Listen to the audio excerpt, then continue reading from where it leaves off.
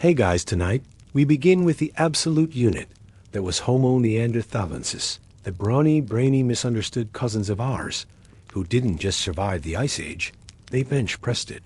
From their freakish strength to their surprising culture, Neanderthals weren't just cavemen. They were nature's gym rats with a flair for interior decorating. So before you get comfortable, take a moment to like the video and subscribe, but only if you genuinely enjoy what I do here. And let me know in the comments where you retuning in from and what time it is for you. It's always fascinating to see who is joining us from around the world. Now dim the lights, maybe turn on a fan for that soft background hum, and let's ease into tonight's journey together. If you walked into Ice Age Europe around 80,000 years ago, you'd probably freeze solid within 30 seconds. But before that happened, you might catch a glimpse of a Neanderthal, the local apex hominin and possibly the only creature on Earth, who looked like they could beat a mammoth in a wrestling match. Neanderthals weren't just different from modern humans, they were optimized for punishment. Neanderthal femurs were short and incredibly robust, designed not for running marathons, but for powering through rough mountainous terrain while carrying roughly half a reindeer on one shoulder.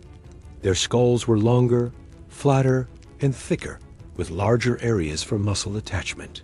A blue whale has a massive brain and has yet to invent indoor plumbing. That said, Neanderthals weren't just carrying around cranial ballast, they used it. A large portion of their brain volume went towards sensory processing and motor skills, especially vision and movement coordination. That's Neanderthal territory. Their bodies were short and stocky, not by accident, but by design. This compact shape helped them conserve body heat, which is exactly what you want when your environment looks like the freezer aisle of a cursed grocery store. Long, lanky limbs lose heat faster. Neanderthals had limbs so thick and short, penguins would have nodded in approval. Their noses were massive, and no, not for sniffing out gossip. Their large nasal cavities helped warm and humidify frigid air before it reached their lungs. It was nature's version of an heavy yak system built directly into their faces. A useful adaptation and a great excuse for having a face you could rest a brick on. Even their skin likely contributed to their icy resilience. While we can't know exact pigmentation, most scientists agree they probably had lighter skin tones to better synthesize vitamin D in low light conditions. Because if you're going to survive 6 months of perpetual gloom, you'd better be able to wring sunshine out of a gray sky. Their lungs were likely enormous, needed to fuel bodies that were doing manual labor 24/7. Climbing, hunting, hauling, carving, and occasionally inventing new ways to pull a muscle. That wide-barreled chest wasn't for show, it was a prehistoric furnace. That makes sense when your daily schedule includes stalking elk in a snowstorm and not accidentally walking off a cliff. They needed to navigate dangerous terrain, track animals over long distances, and work with tools, all without the aid of Google Maps or opposable thumbs that scrolled Instagram. Their visual cortex was particularly large, likely giving them incredible eyesight. Picture sharp-eyed, frost-covered Neanderthals squinting dramatically into the blizzard-like Ice Age anime characters, but with more fur and fewer monologues. And while their prefrontal cortex, the let's think before we do this, part might have been proportionally smaller than ours, evidence shows they weren't just acting on impulse. That meant powerful jaws and neck muscles. They could probably chew frozen venison without blinking. Interestingly, this reinforced skeleton came with a cost. So yes, your ancient Neanderthal aunt may have invented contouring long before TikTok did. Neanderthals also adapted impressively across Europe and parts of Asia, from dry steppe to icy tundra, which required some serious cognitive flexibility. They learned to use local resources, build shelter, make tools, and occasionally invent a new way to hurt themselves with flint. Still not impressed? Try this. We once thought all their tools and art were stolen ideas from early modern humans. Then we found Neanderthal art and ornaments older than anything Homo sapiens had done in the region. Turns out, we were just late to the cave party. If nature had survived the worst conditions imaginable design contest, Neanderthals would have walked away with the prize, and probably the trophy too, just to use it as a hammer. These hominins weren't just adapted to the Ice Age, they were engineered for it. They likely matured faster than us, and may have had slightly shorter lifespans. But while they were around, they packed a lifetime of bruises, breaks, and brutal living into every year. Their bones show constant wear-healed fractures, joint damage, and blunt force trauma like they were auditioning for a prehistoric action film. Let's address the big, brainy elephant in the room. Neanderthals had huge brains, not metaphorically, literally. Their brains were bigger than ours, about 1,350 to 1,500 cubic centimeters, compared to our modern average of 1,150. That's right, the so-called brute cavemen were walking around with high-performance cranial engines, and they didn't even have spreadsheets to suffer through. Their knees were shaped to handle constant bending and squatting, which is useful when you spend most of your day building fires, shaping stone tools, or elbow deep in large animal carcasses. Their arms? Equally terrifying. Their upper arm bones were massively thick, and their forearms even thicker, a unique trait among hominins. This wasn't just for show. They weren't flexing on Instagram.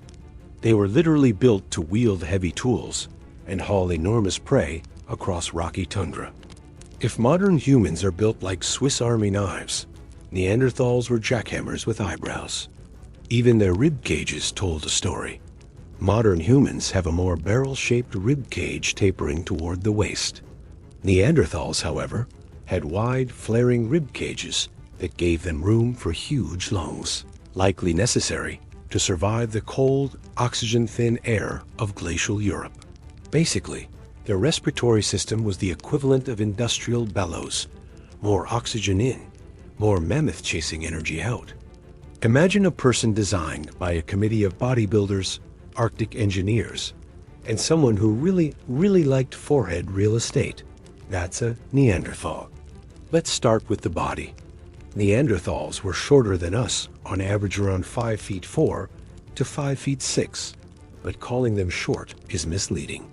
They weren't small, they were condensed. Stocky frames, huge rib cages, broad shoulders, and a build so sturdy, it looked like their skeletons had been reinforced for demolition work. Their bones were thick, dense, and frankly overqualified for anything less than full-contact mammoth takedowns. Their limbs were short and powerful, which helped conserve heat in brutally cold climates. Their hands were massive, with strong thumbs perfect for crafting tools, grabbing prey, or presumably opening pickle jars that modern humans wouldn't even attempt. And then there's the face. Neanderthals didn't look weird. We look weird. Their skulls were long and low with prominent brow ridges that could have doubled as ski jumps. Their noses were large and forward-facing, possibly as a built-in heater for that frosty Ice Age air. Their jaws were powerful, their chins basically non-existent, and their expressions likely hovered somewhere between mildly confused and always ready for a fight. But make no mistake, these weren't brutish thugs. This wasn't a failed prototype of humanity. This was a parallel success story. They were tailored top to bottom for their environment, and in that environment, they thrived. Neanderthals were the elite endurance athletes of their day, if that day involved ice storms, cave bears, and hunting dinner with a sharpened stick. Every inch of them said, "Yes, I've broken several ribs. No, I don't regret it." If you've ever felt proud of your bone density after lifting a milk jug without hurting yourself, sit down. Neanderthals were walking fortresses. Their skeletons weren't just sturdy, they were medieval architecture sturdy. We're talking bones so thick they make modern human femurs look like discount chopsticks. Let's start with their legs. And let's not forget the skull, not just the brow ridges, although those were magnificent. But before you crown them honorary professors, a disclaimer: bigger doesn't automatically mean smarter. Their lives required planning, cooperation, and a surprising amount of creativity, including the kind that involves painting cave walls and possibly applying ochre like early makeup. Picture the kind of weather that makes your nose hairs freeze, and now imagine living in that without heated floors, hoodies, or any concept of hot cocoa. Oh yes, they weren't running around in fur loincloths, unless they were into that. Evidence suggests Neanderthals wore stitched hides to insulate themselves from the cold. And stitching isn't simple. It means they planned ahead, created tools, and probably had some version of winter wear, and slightly less winter wear. That's sustainable Ice Age fashion. Neanderthals weren't just strong, they were punch a woolly rhino in the face strong. The kind of strength that makes you wonder whether physics was different back then, or if they were just born with a gym membership written into their DNA. Not forgot to wear sunscreen. Hard, more like tackled a raging bison before lunch hard. Their skeletons read less like quiet prehistoric memoirs and more like accident reports from an end Ice Age rodeo. Seriously. Now, they weren't out there throwing fireballs or inventing Seymours, but they absolutely knew how to make, maintain, and weaponize fire in ways that would have made a caveman version of Bear Grylls nod approvingly. How do we know this? Archaeological sites reveal clear evidence of hearths, centralized fire pits with charred bones, heated stones, and layers of ash, sometimes built up over years in the same spot. That's not just a random wildfire. That's a Neanderthal choosing a nice location, building a fire, and cooking dinner next to it, while probably glaring at the wind. The prevailing theory is that they used methods like striking flint against pyrite, creating a spark that could ignite dry grass or moss. No matches, no lighters, no YouTube tutorials. Just raw determination and a suspicious pile of rocks. The Ice Age version of Hold My Beer. When paleoanthropologists looked at trauma patterns in Neanderthal remains, they noticed something oddly familiar. Fire helped them cook food, making it easier to chew and digest. This wasn't just a culinary improvement. It also unlocked more nutrients, reduced parasites, and possibly gave them more time to invent other helpful things like gossip. Then there's the tool-making advantage. Heating flint can make it easier to nap or shape into tools. So it is possible Neanderthals were practicing thermal engineering before humans even figured out how to invent pointless committees. And let's not forget about defense. Fire scares predators. Sitting around a fire meant not only warmth and light, but a makeshift force field against anything that growled in the dark. Picture a bunch of Neanderthals roasting meat, telling stories, and casting intimidating shadows on the cave walls. Fire was their home security system. Were they the first to discover fire? Probably not. But they mastered it in their own steady, practical, and impressively chill way. They didn't flaunt it. They just quietly turned cold caves into livable homes and meat into slightly less chewy meat. The types of injuries, fractured ribs, broken arms, crushed faces, were strikingly similar to those found in professional rodeo riders. And no, that's not a joke. Apparently, if you regularly tangle with one-ton mammals for a living, your bones tell a very specific kind of story. Take Shanadar 1, for example. This poor guy had a blow to the head that crushed part of his skull and probably left him partially blind. He also had a withered right arm, likely from a healed break. His foot was damaged too. Basically, he was the human equivalent of a walking before photo in an orthopedic ad. And yet he survived for years after those injuries. Everything about their anatomy radiates power. Their muscle mass was enormous, especially in the shoulders, arms, and the limp. Your Ice Age buddies still make room for you at the fire. Another famous case, La Chapelle aux Saints, an older male with severe arthritis, missing teeth, and spinal issues. And again, he was clearly cared for. So not only were Neanderthals getting injured in ways that would terrify modern OSHA inspectors, they were also helping each other heal. Emotional support and survival. Neanderthals said, yes, we do both. But the frequency of these injuries also tells us about their lifestyles. These weren't people who hunted small game from a distance or foraged daintily. They got up close and personal with danger. Their weapons were mostly thrusting spears, think stab, rather than throw. And when you hunt like that, the animal usually fights back. The next time you trip on a rug and feel sorry for yourself, remember Neanderthals spent their lives getting tackled by ice. Age-death machines shrugged it off with some moss and fire and still lived long enough to invent personal grooming. Now that's resilience. And legs areas needed for daily tasks like hurling spears, skinning animals, hauling carcasses, and occasionally moving boulders for fun. Their bone structure, as we've discussed, could support a small siege engine. Those muscles weren't decorative, they were functional gains. But how strong were they really? Estimates suggest a Neanderthal male could be up to 50% stronger than a modern human of the same size. In terms of upper body strength, possibly double. This wasn't farm strong or dad strong. This was accidentally rip the door off your cave strong. In short, Neanderthals weren't barely surviving the Ice Age. They were thriving in it. They weren't nature's underdogs. They'd run up to large, angry Ice Age megafauna and jab them with spears at near point-blank range. Their version of dinner prep involved dodging tusks while gripping something that wanted them very much dead. And the wear and tear? Oh, it shows. Their fossil record is full of healed injuries, broken arms, crushed ribs, damaged skulls. All signs that they weren't just strong, but resilient. If a Neanderthal broke something, they either walked it off or wrapped it in moss and hoped for the best, then got right back to hunting. Even their grip strength was absurd. Some researchers believe they could crush a modern human's hand without even trying. Their thumbs were larger, their fingers broader, and their knuckles capable of damage, usually reserved for medieval weaponry. If you're repicturing the rock, but fuzzier and more likely to throw a stone axe, you're not far off.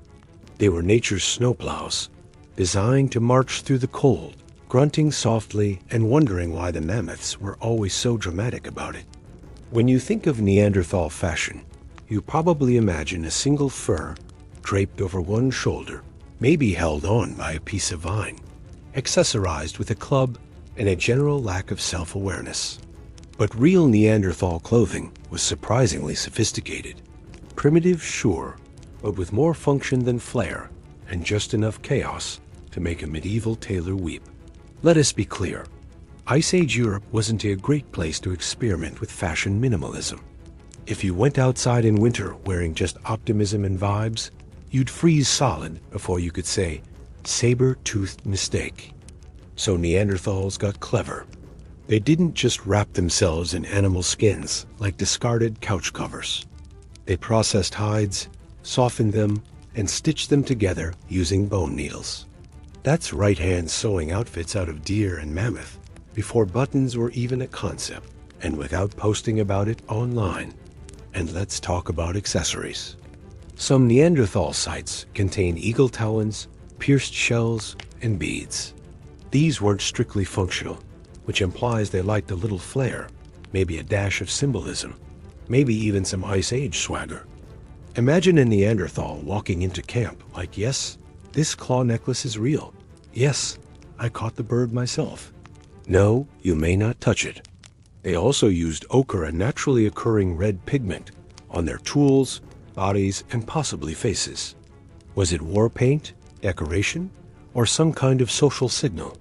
No one knows for sure. But it does mean at some point, a Neanderthal looked at a red rock and thought, this would look incredible on my cheekbones. Now, were they ready for Fashion Week? Not unless the runway was covered in snow, lit by firelight, and followed by an intense hunt. But their clothing did what it needed to. It kept them warm, dry-ish, and protected from both the weather and judgmental Homo sapiens. Let's not overlook the practical brilliance. Every outfit was biodegradable, locally sourced, and cruelty-based because, well, hunting. They didn't just hunt from a distance. Neanderthals preferred the close contact approach. If there's one thing Neanderthal fossils consistently tell us, it's that these people lived hard. That means other Neanderthals were taking care of him. Because apparently, even if you're a tank of a man with one working eye, Neanderthals didn't just survive the Ice Age. They brought fire to it, which is basically the prehistoric version of telling winter. Not today, Satan. They didn't just use fire for warmth either. Neanderthals didn't have multi-tool screwdrivers or YouTube how-tos, but give them a chunk of flint and a moment of silence. And they whip up a toolkit that could skin a deer, build a shelter, and possibly open a medieval wine bottle. Their tools weren't just sharp rocks. They were strategically crafted instruments made with attention to detail, purpose, and just the right amount of controlled violence. This wasn't passive evolution. This was the result of deliberate thought, practice, and craft. Multiple Neanderthal sites show signs of intentional graves, often shallow pits, sometimes with grave goods, occasionally with traces of pollen that suggest flowers were laid alongside the body. These may have been used as ornaments, ritual objects, or social signals. When early Homo sapiens migrated into Europe and Asia around 60,000 years ago, they met the locals, the Neanderthals, and rather than treating them like distant cousins at a wedding, so it wasn't just one confused Homo sapiens at a very dark cave party. And interestingly, it wasn't all one-directional. Neanderthal males and Homo sapiens females seem to have mixed more often, possibly due to the mysterious appeal of fire-starting skills and confident brow ridges. And then, around 40,000 years ago, they vanished. Quietly. No dramatic extinction event, no comet. Just a slow fade to black, like they missed the memo about sticking around for the Holocene. So what happened? Though we'll never know whether Neanderthals were more drawn to storytelling or survival skills, the result wasn't a blended superspecies. Neanderthals eventually disappeared, but parts of them live on in us. That slightly wide nose? That could be a Neanderthal gift. Your craving for red meat or intense dislike of cardio? Also suspicious. Before you laugh at Neanderthals for their fashion sense or forehead real estate, check your ancestry report. Statistically speaking, you might be part Neanderthal. No offense. It's science. They did the evolutionary equivalent of asking, "You up?" with zero irony. That means if you're re-watching this and your great dash, great dash, great dash, great dash, great dash, great dash grandparent wore fur and didn't de-blink during snowstorms, congratulations. You're a little bit Ice Age. And this ancient inheritance isn't just a quirky footnote. It affects real traits. For starters, Neanderthal genes are linked to variations in skin tone, hair texture, immune response, and even how sensitive you are to pain. So if you sunburn easily, sneeze around dust, or stub your toe and see stars, you may have the Neanderthal edition of human firmware. Some Neanderthal DNA even influences sleep patterns, fat storage, medication response, and possibly mood regulation, meaning that your winter grumpiness and dramatic sighs might be genetically justified. We know this happened because it's written in our genes literally. So while your Ice Age ancestors may have helped you survive a saber-tooth encounter, they might also be the reason you reach for chips and scroll endlessly at 2 a.m.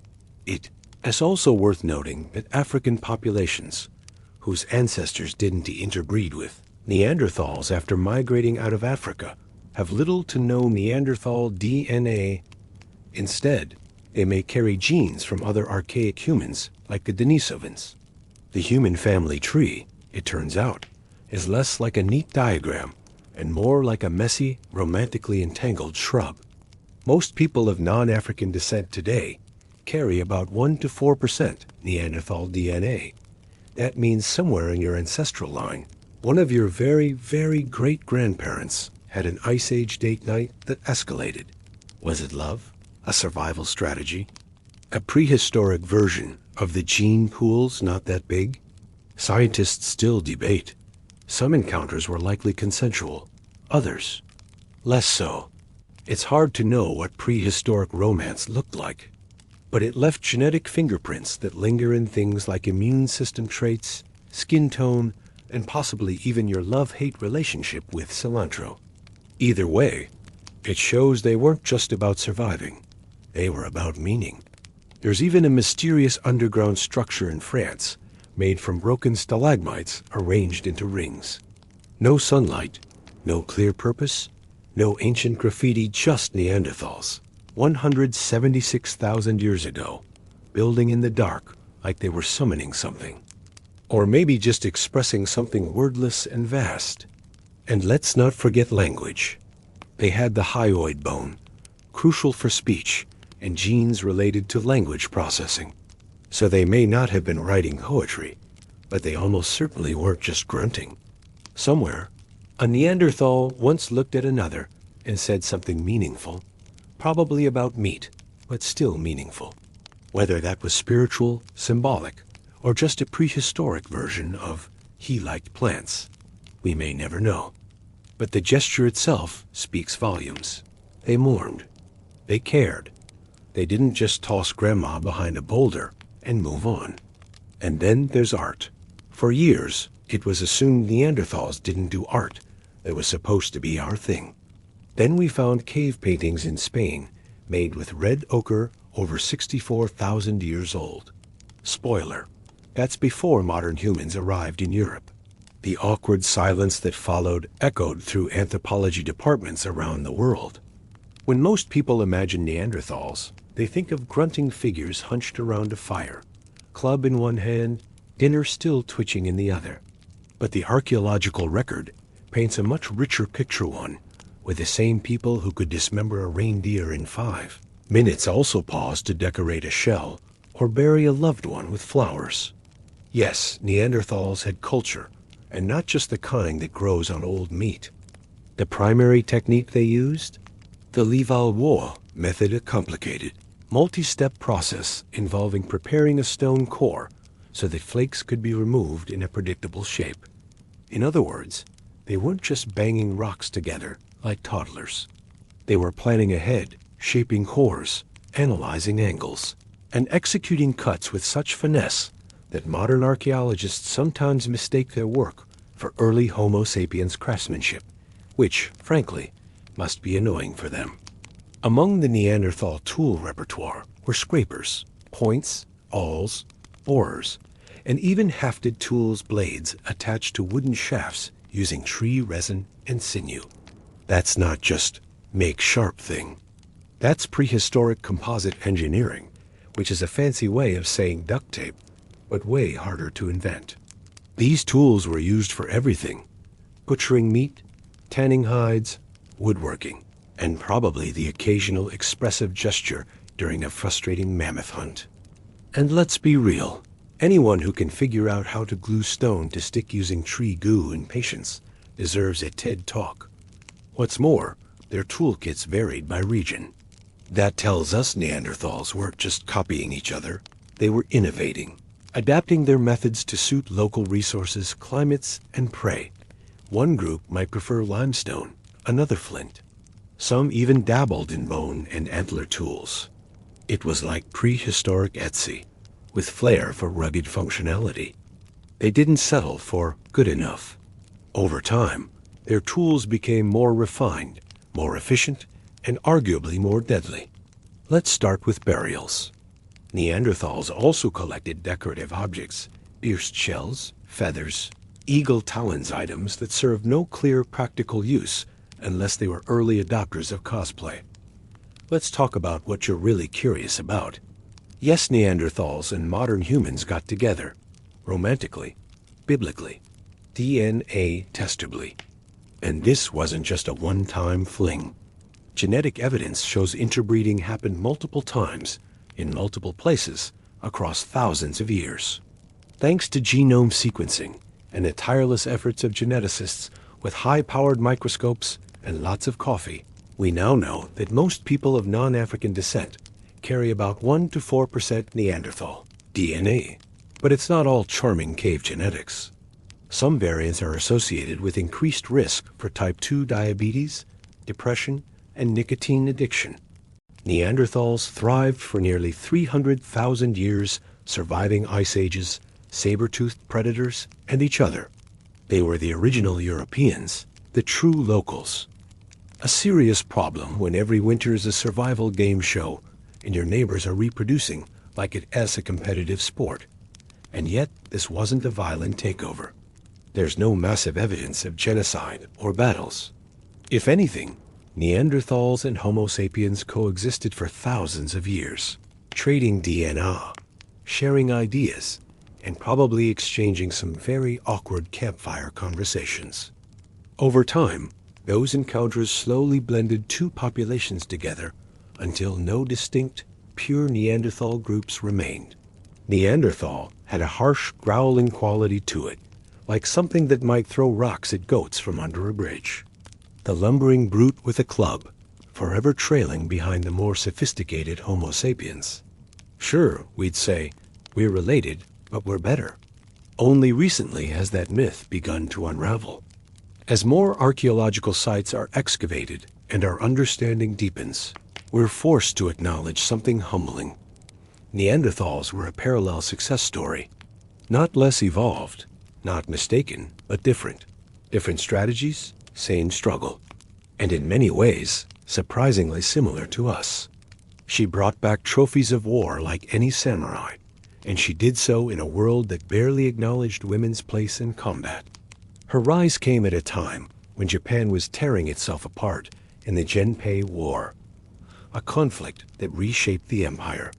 To lead in a man's war, she had to be twice as good, twice as fast, and twice as deadly. Failure would not be seen as a warrior's misstep. It would be blamed on her womanhood. So she practiced until her strikes were flawless and her resolve unbreakable. By the time war came, she was ready not to survive, but to dominate. Not by invitation, but by right she forged with every calloused hand and carefully timed blow. As samurai codes were forged and feudal power solidified, Tamo carved out space in history, not with politics or inheritance, but with steel and skill. She wasn't the exception. She was the storm. Meanwhile, the reality, the part where Neanderthals buried their dead, made sophisticated tools, crafted jewelry. She was likely born into a lesser samurai family, though some accounts suggest she may have been raised in Yoshiaka's own household. Whether she was a foster sister, a concubine, or a trusted retainer, her position was earned, not given. From childhood, she would have faced every obstacle. While boys were handed swords, Tamo had to earn hers through repetition, through pain, and through tireless will. She trained in kenjutsu, in kyudo, and the art of war both on foot and from horseback. She learned the naginata, the long polearm often used by female warriors. But her training wasn't symbolic.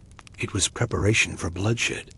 And may have painted cave walls got quietly brushed aside in favor of a more convenient story. Why?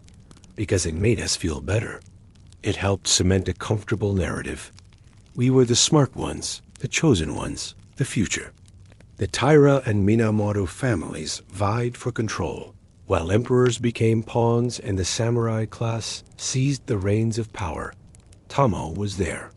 She didn't sit behind the lines or wait in safety. She rode beside Yoshinaka, not as a decoration, but as a leader. As his star rose, so did hers. And when battles raged and blood soaked the earth, Tamo Gozen became legend, not because she was a woman who fought, but because she was a warrior who could not be ignored. Neanderthals were just a failed prototype, a cautionary tale written in bone. Early reconstructions made things worse. One famous depiction showed a Neanderthal standing like a gorilla, with vacant eyes and no neck, a pose based not on a typical specimen, but on an elderly individual suffering from arthritis. Picture a sea of armored men clashing in the dust and chaos of war, and amid them, one lone figure cuts through not because she's out of place, but because her presence demands recognition. Her loyalty was pledged to Minamoto no Yoshinaka, a formidable general of the Minamoto clan. But Tamo was not just a bodyguard or ornament. She was a commander, an equal, a sword-bearing presence that silenced doubters with action. Contemporary accounts describe her as beautiful with long hair and fair skin, but they also detail her strength, her unmatched archery skills, and her fearsome presence on the battlefield. These were not flowery praises. They were earned descriptors from those who fought beside her and those who fell before her. She moves with the grace of a dancer and the precision of a master, wielding a blade that does not hesitate. Tamo Gozen wasn't a camp follower or a noblewoman playing dress-up. She was a warrior, an onimusha, and one of the fiercest of her time. It would be like judging all humans by watching someone's grandpa navigate stairs during a back spasm. The last known Neanderthals likely lived in southern Iberia, places like Gibraltar, where they held on for a few thousand years longer, flickering like the final embers of a fire. Then the archaeological record falls quiet. No new tools, no new graves, just stillness. But this wasn't failure. It was a chapter, a long, complex, and remarkable chapter, and one that left a permanent mark. Neanderthals didn't go out with a bang, but they didn't disappear either. Their presence lives on in bones, in blood, in the genes of modern people. They weren't erased. They were absorbed. For most of modern history, though, Neanderthals got the short end of the evolutionary press. Not because of what they were, but because of how we chose to see them. When the first Neanderthal fossils were discovered in the mid-1800s, scientists weren't sure what they had found. The skull looked somewhat human, but those prominent brow ridges and the thick limb bones were startling, like someone had taken a regular person and put them through a bulking phase with zero cardio. Victorian scientists, being of their time, didn't hesitate to label them as brutish, simple, and probably incapable of polite conversation. Thus began the myth, the stooped, grunting caveman part monster, part embarrassing family member. Even the name didn't help. That image stuck. It found its way into cartoons, movies, textbooks. It also made it easier to explain away our shared DNA.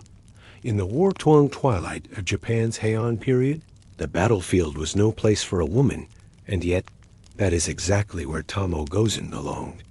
Born in the province of Ekigo, Tamo was trained from a young age to ride, to shoot arrows from horseback, and to wield a katana with startling force. Tamo didn't just fight, she led. She won duels. She took heads. Before the world would ever see her name etched in scrolls or whispered in legends, Tamo had to survive in silence. In the quiet moments between battles, she sharpened her mind as much as her blade.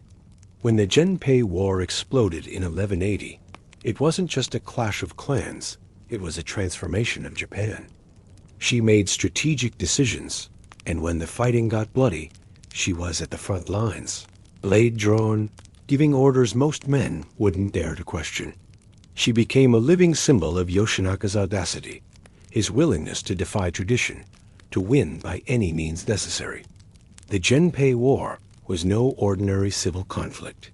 It was a brutal contest of wills fought in forests, on mountains, and across rivers. As Yoshinaka rose in power, so too did the tension within the Minamoto clan. His cousin, Minamoto no Yoritomo, began to view him not as an ally, but as a rival. The family, already fractured by ambition, began to splinter further. Their final stand came at the Battle of Awazu in early 1184. Snow blanketed the fields.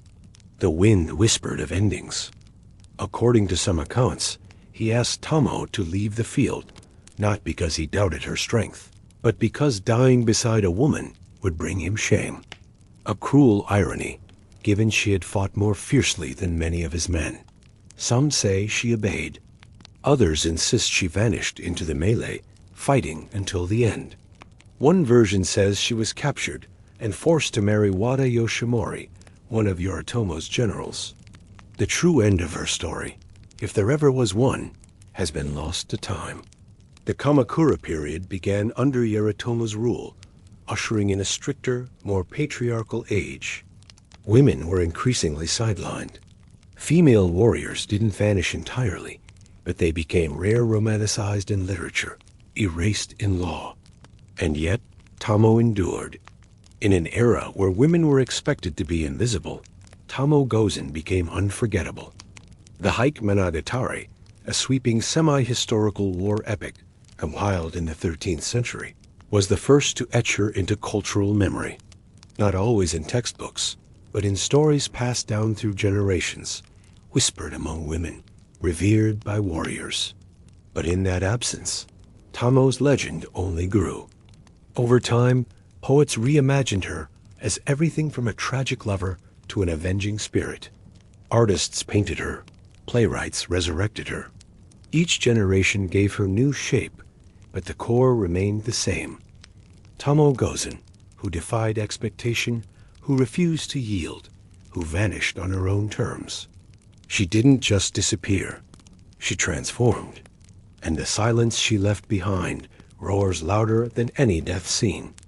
By vanishing from the pages of formal history, she became untethered from one fate. No longer just a soldier, or a woman, or a widow, she became something more, a possibility. She bore him a child, and later became a nun after his death. Another version claims she cut off her long hair, assumed a new identity, and vanished into the mountain monasteries of Nagano. Still another hints that she wandered as a Ronin alone warrior for higher fighting borderland skirmishes far from the center of power. What we do know is that the battle ended in blood. Yoshinaka's horse became stuck in a rice paddy, and a volley of arrows brought him down. His companion, Imai Kanehira, committed suicide in samurai fashion, leaping from his horse with his sword in his mouth. The odds were hopeless, but Tamo did not yield. As enemy forces closed in, she charged into their ranks with terrifying purpose. Records claim she found the strongest warrior on the field, challenged him directly, and severed his head in one clean motion before galloping back through the chaos. It was not just defiance, it was her way of saying, "I will not be forgotten." The Taira clan may have remained the enemy on paper, but behind closed doors, the Minamoto were preparing for civil war. Arrows fell like monsoon rain, and the muddy fields of battle soaked up the blood of samurai on both sides. The records diverge. Some say she was captured and forced to marry one of Yoritomo's generals. Others say she escaped into the mountains. Still others claim she fought her way out and disappeared into history, never to be seen again. Whatever the truth, her final recorded act was not one of surrender, but of defiance. She did not go quietly into legend. She carved her name into it with one last furious strike. One of Tamo's most celebrated victories came during the Battle of Yokotagawara. Historians can't say with certainty what became of her, and perhaps that is the way it was meant to be. Warriors like Tamo were not expected to survive. They were expected to die with their lord, their sword, and their honor. But Tamo? She may have chosen something even more rebellious, to live. In that clash, she is said to have led a charge so fierce and precise it crushed the enemy's formation. The chronicles claim she personally took the heads of several samurai grim trophies, but not for vanity. In that time, a severed head was not merely a kill, it was evidence. The Genpei War had given way to a Minamoto civil war.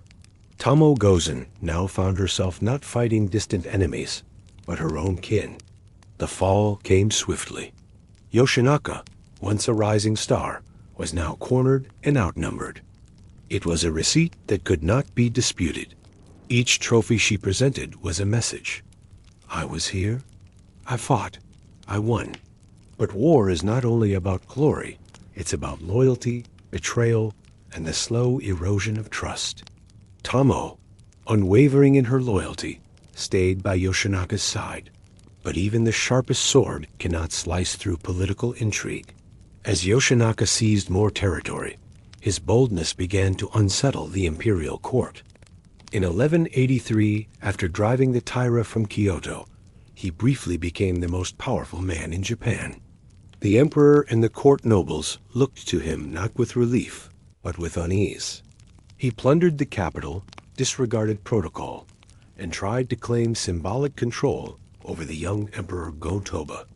That final move sealed his fate. Yoritomo declared him a traitor and dispatched two trusted generals, Minamoto no Ryori and the brilliant Minamoto no Shitsun, to hunt him down. He fled Kyoto with only a small band of retainers. Tamo, ever faithful, was among them. Yoshinaka, meanwhile, knew his time had come. And Tamo? After the blood-soaked snows of Owazu, Tamo Gozen vanished from the official record. It was as if she had ridden off the battlefield and straight into myth. The Hite Monogatari, our main source for her life, offers multiple endings. And then silence. Centuries of it. What makes her story even more powerful is how Japan changed after her disappearance. She became a ghost in the samurai ideal, the one who had fought like 10 men and bowed to none. As centuries passed, the woman once feared on the battlefield became something else entirely, a legend molded by poets, monks, and playwrights. But this text was never just a history book. It was performance. It was theater. Blind monks known as Biwa Hoshi traveled from town to town, chanting the stories of the Genpei War to the sound of the biwa lute. She was paired with tragic love stories, tearful partings, and solemn reflections on honor and fate. The audience didn't just observe her fight. They mourned her losses, admired her strength, and feared her fury. Yet unlike them, she carries a singular weight, the burden and brilliance of gender defiance. She became the echo of possibility, a woman who shouldn't have existed in her era, but did, and whose story refused to bow. Her blade may have been sheathed for centuries, but her presence lingered like mist on the battlefield, subtle, enduring, unforgettable. As Japan formalized its samurai code during the Edo period, Tamo's image split in two. For some, she embodied the highest form of loyalty. For others, she was a cautionary tale, a ripple in the order of things. She wasn't merely an outlier. She was a disruption, a beautiful challenge to everything feudal society insisted was true about womanhood. Each time she rode into battle, she shattered the mold. Tamo Gozen is more than a figure in the fog of war. She is a banner of defiance flying in silence. Today, statues of her rise from the ground in Nagano and beyond. These weren't reckless fools. They were engineers, navigators, and dreamers. And with little more than the stars overhead and the winds in their sails, they carved sea routes that would become the first arteries of global connection. Humanity's relationship with the sea began tens of thousands of years ago. Some of the earliest evidence of watercraft dates back over 40,000 years long before the agricultural revolution. Even then, early humans were already using rafts to reach distant islands like Australia, which required crossing hundreds of miles of open ocean. These were not lucky accidents. They were planned journeys, made with a clear understanding of tides, winds, and celestial patterns. By 3000 BCE, maritime technology was flourishing. Cultures in Mesopotamia, the Indus Valley, and along the Nile were already using boats for trade and fishing. But it wasn't until certain civilizations took to the high seas that true oceanic navigation began to unfold. Students study her. Artists honor her. Athletes channel her. She appears in digital games and hand-drawn scrolls alike, a presence unshaken by time. She reminds the world that the warrior archetype was never only male. And still, her greatest power lies in the mystery that remains. Was she Yoshinaka's lover or his retainer? Did she die in battle, vanish into the hills, or take up the life of a nun? We may never know. But perhaps that is the point. Her silence after Awazu was not disappearance, it was transformation. That silence gave rise to voices that would carry her name through centuries. In that space of uncertainty, generations found meaning and inspiration. She became the embodiment of challenge, of refusal, of legend. By the Meiji Restoration, when Japan was reconstructing its identity for a modern age, Tamo reappeared now as a patriotic heroine. Tamo became a muse for manga creators, a boss character in video games, a subject of academic inquiry, and a symbol in feminist literature. Not confined by record, nor forgotten by time simply eternal, sword-drawn, riding forever into the legend she made with her own hands. She was interpreted as everything from a lost love to a vengeful spirit, yet always complex, always powerful. She remained just beyond full comprehension, as legends often do. Politicians referenced her. Schools bore her name. Martial arts dojos invoked her legacy. She appeared on stamps, in anime arcs, even in global pop culture. Her presence invoked whenever someone needed proof that strength could wear any form. Her face appeared in school books and murals, her story in pageants and children's plays. Tamo Gozen never asked to be remembered. She left no memoirs, no poetry, no carved epitaphs. She left only what mattered to a warrior, her name, her fire, her place in memory. And in doing so, she achieved something precious, immortality not sought, but earned. Though the narrative was softened, the fact remained. A woman warrior had entered the national canon. Her name stood beside the greatest warriors, not as ornament, but as example. In every generation that followed, women looked to her as more than a curiosity. They saw in her a quiet form of permission, a whisper from the past that said, "You can stand where you choose, even in the center of the storm." But with that romanticization came a quiet erosion. The real woman who led cavalry charges and took the heads of samurai with brutal precision began to fade behind layers of metaphor. Her armor gave way to silken robes. Her swordplay became allegories for inner strength and resilience. Through their voices, Tamo Gozen was reborn, not just as a warrior, but as a tragic heroine shaped by time and melody. Later adaptations embellished her legend even more. In Noh and Kabuki theater, Tamo became a recurring figure. Her beauty heightened, her loyalty dramatized, her battles transformed into stylized art. Her presence on stage was not merely a retelling, but a reimagining. Still, her essence remained too powerful to vanish completely. Artists of the Edo period continued to depict her mid-charge, her expression serene, her blade glinting in mid-air. She appeared in martial guides as a model of valor and was honored in sword schools that carried her name. Though her story became mythologized, it always retained that sharp edge of truth proof that the battlefield had once echoed with the footsteps of a woman too bold to be forgotten.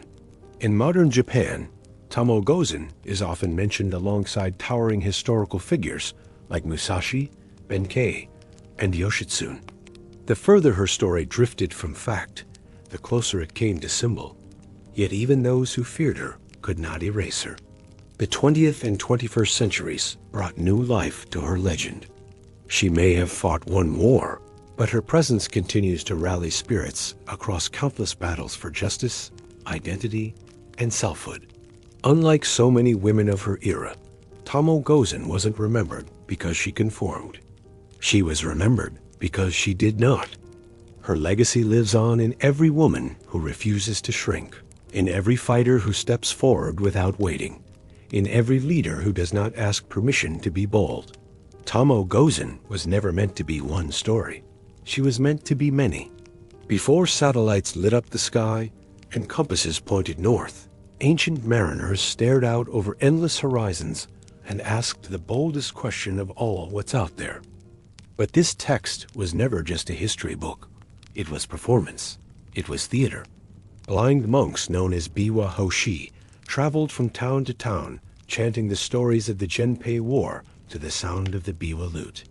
She was paired with tragic love stories, tearful partings, and solemn reflections on honor and fate. The audience didn't just observe her fight. They mourned her losses, admired her strength, and feared her fury. Yet unlike them, she carries a singular weight, the burden and brilliance of gender defiance. She became the echo of possibility, a woman who shouldn't have existed in her era, but did, and whose story refused to bow. By the Meiji Restoration, when Japan was reconstructing its identity for a modern age, Tamo reappeared now as a patriotic heroine. Her face appeared in school books and murals, her story in pageants and children's plays. Though the narrative was softened, the fact remained. A woman warrior had entered the national canon. Each time she rode into battle, she shattered the mold. Her silence after Owazu was not disappearance, it was transformation. That silence gave rise to voices that would carry her name through centuries. In that space of uncertainty, generations found meaning and inspiration. These weren't reckless fools, they were engineers, navigators, and dreamers. And with little more than the stars overhead and the winds in their sails, they carved sea routes that would become the first arteries of global connection. Humanity's relationship with the sea began tens of thousands of years ago. Some of the earliest evidence of watercraft dates back over 40,000 years long before the agricultural revolution. Even then, early humans were already using rafts to reach distant islands like Australia, which required crossing hundreds of miles of open ocean. These were not lucky accidents. They were planned journeys, made with a clear understanding of tides, winds, and celestial patterns. By 3000 BCE, maritime technology was flourishing. Cultures in Mesopotamia, the Indus Valley, and along the Nile were already using boats for trade and fishing. But it wasn't until certain civilizations took to the high seas that true oceanic navigation began to unfold. She became the embodiment of challenge, of refusal, of legend.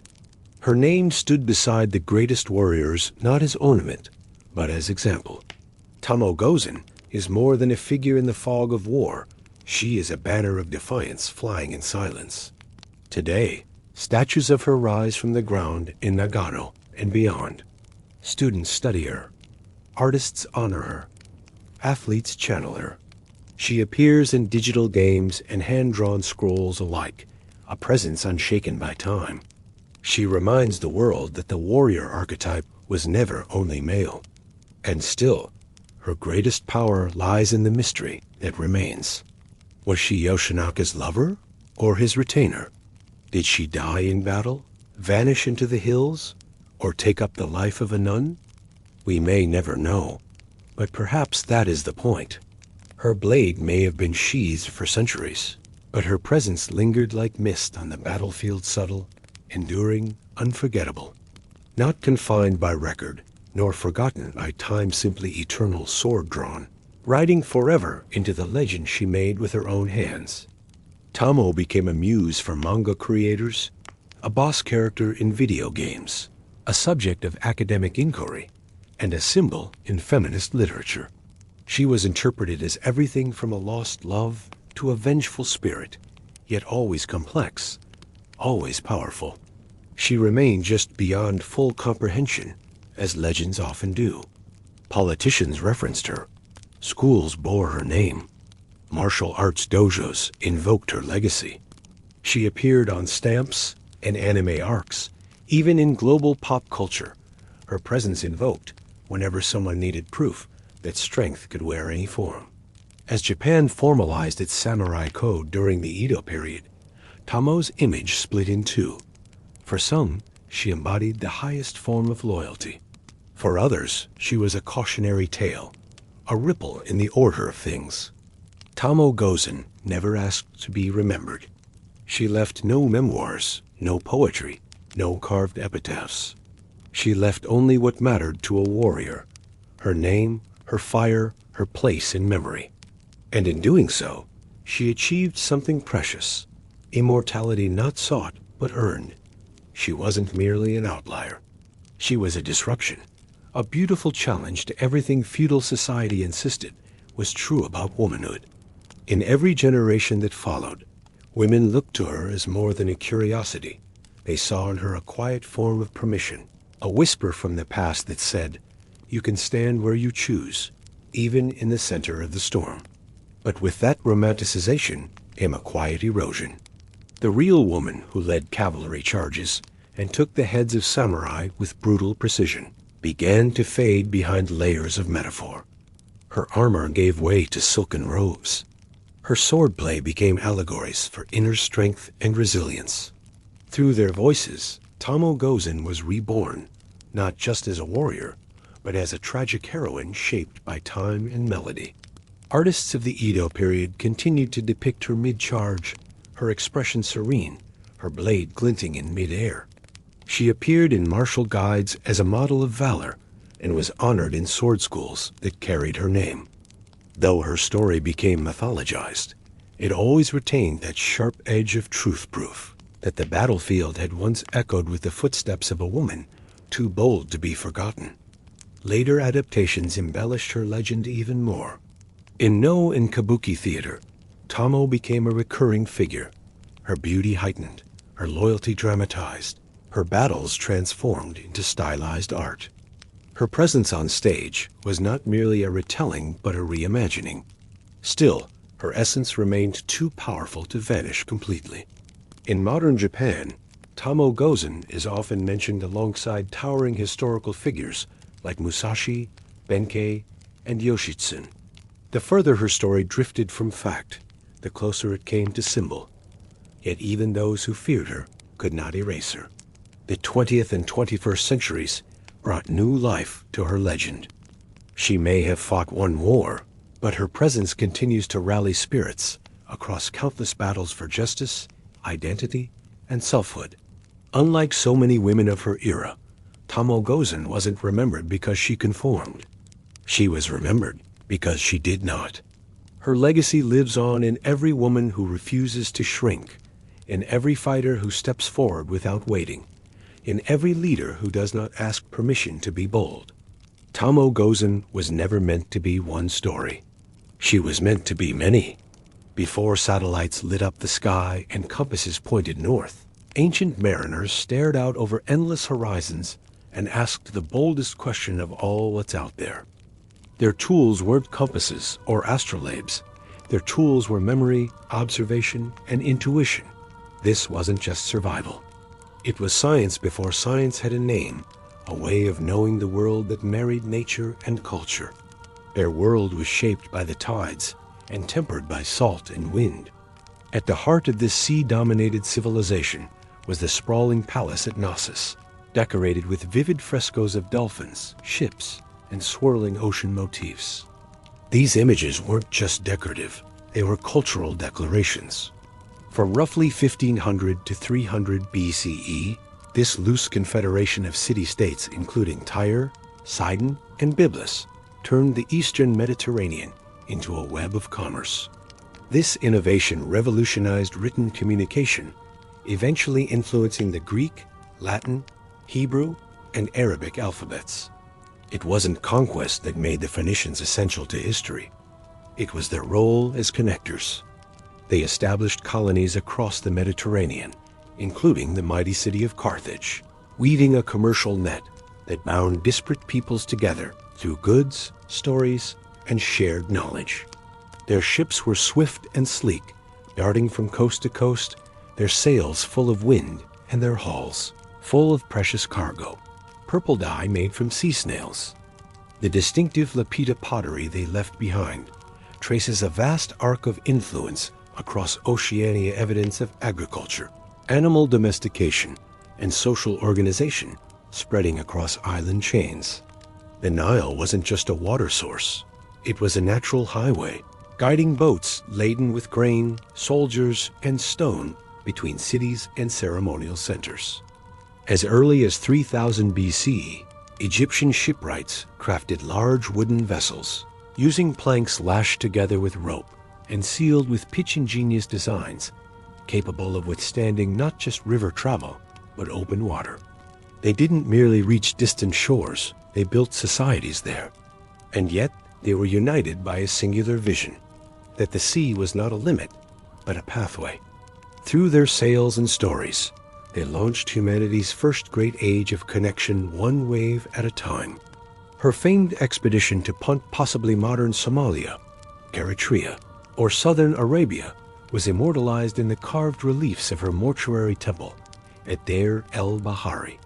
These reliefs show great ships returning with gold, incense trees, exotic animals, and more a vivid testimony to Egypt's maritime ambition. They tamed waves with skill rather than steel, and in doing so, shaped a maritime heritage still honored across the Pacific today. Egyptian sailors may have collaborated with Red Sea communities, drawing on their expertise. Some scholars even suggest that, through maritime routes, Egypt may have indirectly connected with the Indus Valley, a tantalizing possibility that hints at a level of global interaction far earlier than once believed. They turned the sea from a barrier into a bridge, linking the empires of Egypt and Mesopotamia with the outposts of Europe and North Africa. Though they left behind few monumental ruins, their cultural impact remains monumental. Fine glass fragrant cedarwood and the most enduring export of all language. To be Minoan was to belong to the sea. They used the stars, the sun, the flight of seabirds, the shape of cloud banks over distant land, and even the taste of seawater to find their way. Polynesian wayfinders, in particular, could read the ocean like a book, detecting the subtle rebounding of swells against unseen islands, feeling shifts in wind direction, and intuitively sensing changes in wave patterns. And as they set out across unknown waters, these ancient mariners weren't merely traversing oceans. They were laying the foundations for global trade. Migration, they moved swiftly across the calm, yet sometimes capricious waters of the Aegean, bearing olive oil, wine, textiles, and precious metals to distant ports. Beginning around 3000 BCE, in what is now Taiwan, these early seafarers set out across the Pacific, eventually reaching as far west as Madagascar and as far east as Easter Island. They did all of this without compasses, sextants, or written maps. Instead, they relied on an astonishing knowledge of the ocean, an understanding passed down orally through chants, memory devices, and the whispered wisdom of their elders. Through contact with Eastern cultures, especially the Phoenicians, the Minoans helped pave the way for the development of alphabetic writing systems, a vital thread in the tapestry of Western civilization. Yet, like many maritime cultures, their dominance may have ended not on the battlefield, but through disaster. Around 1450 BCE, a catastrophic eruption on the island of Theramodern Santorini may have sent waves crashing into Minoan harbors and ash falling over their farmlands. Whether undone by nature or foreign invasion, their empire faded into the surf. But their legacy endured, a vision of a world ruled by sea rather than land. But they carried more than goods. They brought stories, beliefs, craftsmanship, and customs, effusing Minoan influence across the eastern Mediterranean. Though no maps remain, archaeological evidence suggests Minoan sailors used the stars, the hue of ocean waters, the shape of coastal cliffs, and the migratory paths of birds to guide them, and the first flickering connections between civilizations that had never even spoken each other's names. Long before the rise of Athens or the glory of Rome, the island of Crete was home to one of the most sophisticated seafaring societies the world had ever known, the Minoans. Flourishing from roughly 2000 to 1450 BCE, the Minoans weren't just island dwellers, they were architects of maritime power. Their ships were built not for war, but for endurance and speed. One of their most enduring legacies may not have been carved in stone, but spoken through language. If the Minoans were the artists of the sea, the Phoenicians were its tireless merchants. The Phoenicians are widely credited with developing the first true alphabet, a set of 22 characters representing individual sounds. Like their Minoan predecessors, Phoenician navigators used the stars, especially Polaris, the behavior of seabirds, and the rhythms of waves to guide their journeys. And far from the waters of the Mediterranean, Another maritime miracle was unfolding the epic of the Austronesians. Their vessels' outrigger canoes, and later double-hulled voyaging canoes, were masterpieces of design, capable of transporting entire families, livestock, and tools across thousands of miles. This was not random wandering. Austronesian migration was intentional, strategic, and civilizational. Even in Egypt, a land better known for its deserts and pyramids, the river and the sea were lifelines. By the reign of Pharaoh Hatshepsut in the 15th century BCE, Egyptian sailors were setting out from ports along the Red Sea to distant, mysterious lands. These were not random voyages. They were carefully orchestrated, relying on an understanding of monsoon patterns, seasonal currents, and coastal landmarks. These early maritime civilizations, Minoan, Phoenician, Austronesian, and Egyptian, shared no flag, no language, no compass. Egyptian interaction, while direct evidence is limited, is hinted at through items such as ivory, lapis lazuli, and spices, traces of a broader Indian Ocean trade network in which Egypt may have played a part. The ships themselves were engineering marvels for their time. Built from imported cedarwood, mostly from Lebanon, Egyptian seafaring vessels featured gracefully curved hulls and large square sails, designed to carry heavy loads and withstand the sometimes turbulent swells of the Red Sea. They likely used the same seasonal monsoon winds that would later drive Arabian and Indian traders across the Indian Ocean. Cradled by the Aegean, Ionian, and Mediterranean seas, Greek civilization emerged in a world where sailing was as essential as farming. These colonies weren't military outposts. They were trade hubs, cultural satellites, and vital ports in a vast economic web. The Delian League, originally a defensive alliance against Persia, became an Athenian-led maritime empire. But once they did, they didn't just join the naval powers of the ancient world, they crushed them. Roman galleys, both military and merchant, patrolled sea lanes, transporting grain, troops, and exotic goods from Egypt, Gaul, Syria, and beyond. Though lacking compasses, they mastered the rhythms of wind and current, especially the Aegean winds that made return voyages in the eastern Mediterranean predictable. Rome didn't just conquer by land, it sustained itself by sea. Its navy protected trade, enforced imperial will, and ensured communication across vast distances. With their fleets, the Romans held the Mediterranean in an iron embrace, making the sea a stage for the vast drama of empire. Ports like Ostia and Alexandria bustled with activity, turning the Mediterranean into a Roman highway. The Pax Romana, a period of relative peace lasting 2 centuries, was made possible largely through this maritime control. The sea, once a place of pirate fleets and clashing empires, became a stabilized zone of commerce. Grain shipments fed the capital. Luxury goods like silk, spices, and pearls flowed in from India and China via maritime routes stretching to the Red Sea and Persian Gulf. The Mediterranean, once a patchwork of rival fleets and scattered colonies, became what the Romans proudly called Mare Nostrum, our sea. Early Rome was no maritime superpower.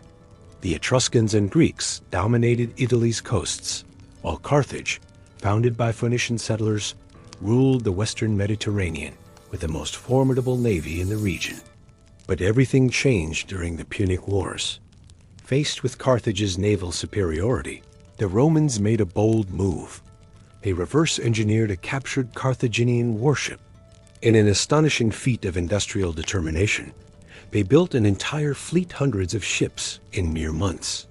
But they added something uniquely Roman, the corvus, a boarding bridge that turned sea battles into land combat. This innovation played to Rome's strength in infantry, allowing legionaries to storm enemy ships as if charging a fortress.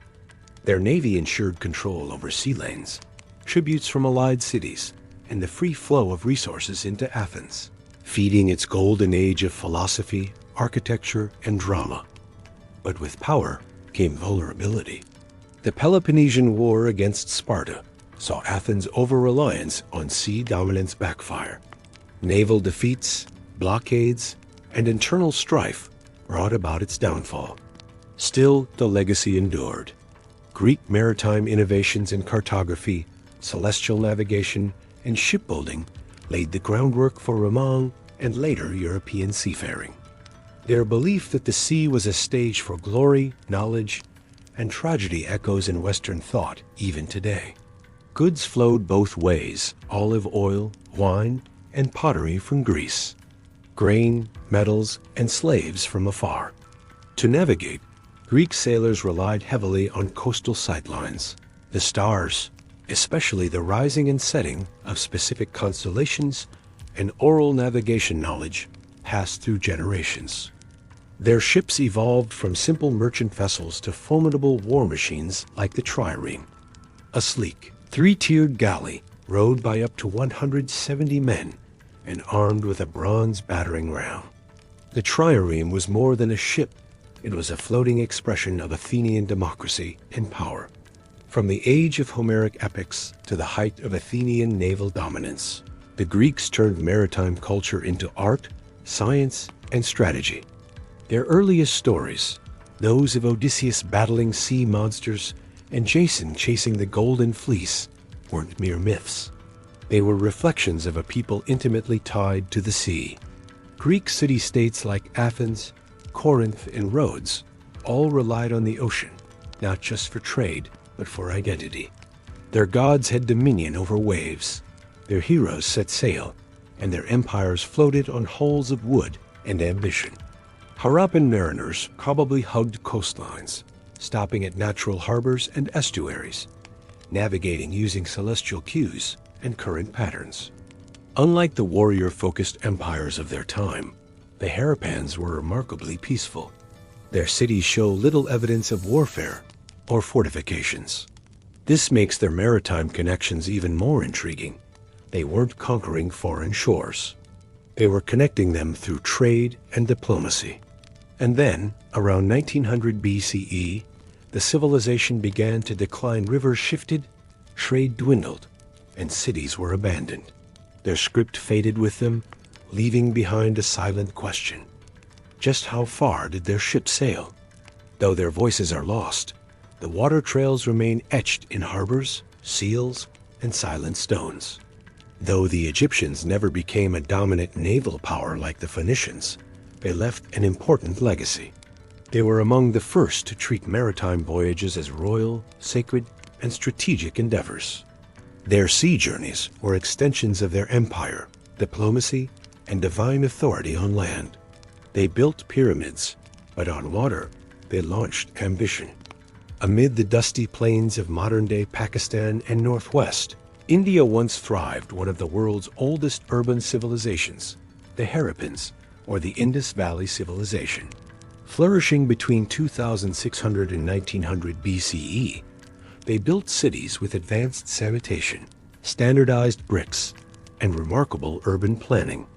Measuring over 200 meters long with floodgates and channels, it connected to an ancient river that flowed to the Arabian Sea. Proof that Harappan engineers weren't just thinking inland but outward. Artifacts tell the rest of the story. Harappan seals and goods beads, ivory, ceramics have been found in Mesopotamia, specifically in the Sumerian cities of Lagash. Ancient texts refer to a distant land called Meluha, likely the Indus region, from which boats arrived bearing exotic goods. In return, the Harappans received silver, tin, and lapis lazuli, suggesting a complex trade network stretching from the Persian Gulf to the broader Near East. But buried beneath this archaeological brilliance is another truth, one less spoken but deeply significant. The Harappans were maritime traders. Unlike Egypt or Mesopotamia, they left behind no deciphered writing, no grand naval reliefs, and no epic tales of sea voyages. Yet clues of their maritime prowess quietly dot the archaeological record. Excavations at Lothal, a major Harappan port city in Gujarat, revealed what many believe is one of the world's earliest known dockyards. But how did they sail? While no complete Harappan ships survive, miniature models, terracotta boats, and carved depictions suggest the use of flat-bottomed rivercraft and seagoing vessels. For the ancient Greeks, the sea wasn't just a pathway, it was destiny. By the 8th century BCE, Greek colonists were setting out across the Mediterranean, founding cities from Sicily to the Black Sea coast. At its peak in the 5th century BCE, Athens boasted the most powerful navy in the ancient world. For a people who started as landlocked farmers and shepherds, the Romans were late to embrace the sea. Victory over Carthage in the Punic Wars handed Rome not only naval dominance, but also control over Sicily, Sardinia, Spain, and eventually the entire Mediterranean coastline. Roman sailors used a combination of dead reckoning, coastal sailing, and celestial navigation, aided by detailed maritime itineraries known as periploi. The Romans did what no other culture had yet managed. They turned the chaotic sea into a controlled empire. Long before modern maps, compasses, and diesel engines, the ancient world was already connected by an invisible latticework of sea routes, drawn not with ink, but with wind, memory, and stars. Phoenician alphabets enabled the record-keeping necessary for complex maritime trade.